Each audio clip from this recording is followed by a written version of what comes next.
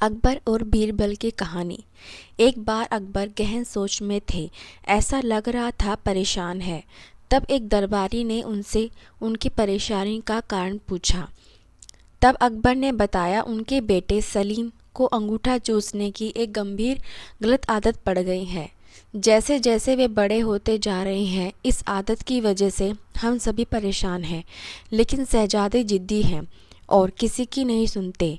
तब उस दरबारी ने अकबर को एक संत के विषय में बताया। उसने कहा कि एक संत है, कहते हैं कि उनसे जो हर बार बात कर लेता है वो उनकी हर बात सुनता है और अपनी सारी बुराई त्याग देता है। उसकी बातें सुन अकबर को अपनी परेशानी का हल उस संत में दिखाई दिया और अकबर ने उस संत को दरबार में लाने का आदेश दे दिया।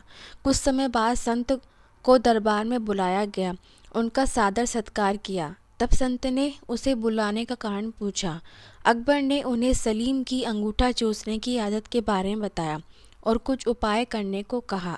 अकबर और सभी दरबारी टकटकी लगाए संत को देखने लगे कि वो क्या उपाय करता है।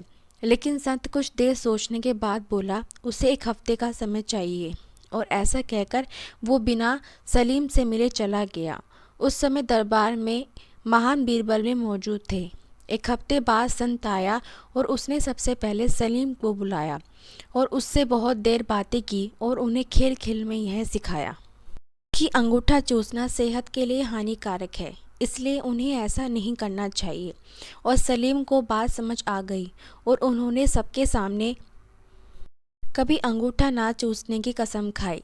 संत ने जो बातें सलीम को समझाई वो सभी आम बातें थीं। वो चाहता कि यह बात उसी दिन दरबार में कह सकता था, लेकिन उसने हफ्ते का समय लिया। यह बात अकबर और दरबारियों को हजम नहीं हुई और उन्होंने इसे दरबार की तौहीन माना और अकबर से संत को सजा देने की मांग कर डाली।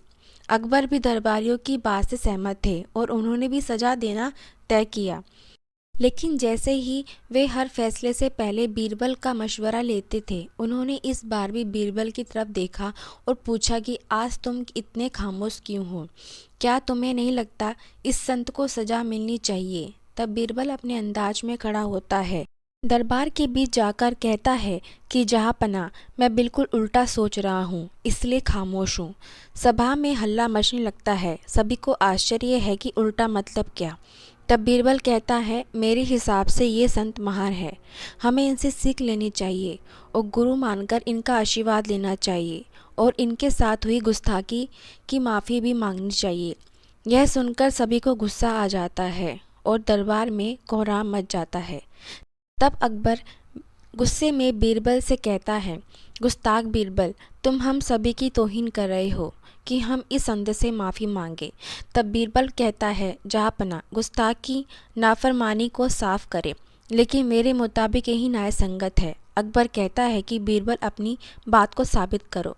तब बीरबल बताता है कि जिस दिन संत पहली बार दरबार आए थे और आप उनसे शहजादे की बात कर रहे थे, तब इनके हाथों में चूने की एक डिबिया थी जिससे निरंतर चूना निकालकर वो खा रहे थे। लेकिन आज उनके हाथ में कोई डिबिया नहीं है, क्योंकि जब आप उनके शहजादे की गलत आदत की बात कर रहे थे तभी उन्हें अपनी गलत आदत का एहसास हुआ और उन्होंने एक हफ्ते का समय खुद को सुधारने के लिए मांगा और अपने आप को सुधार कर उन्होंने आज सलीम को ज्ञान दिया।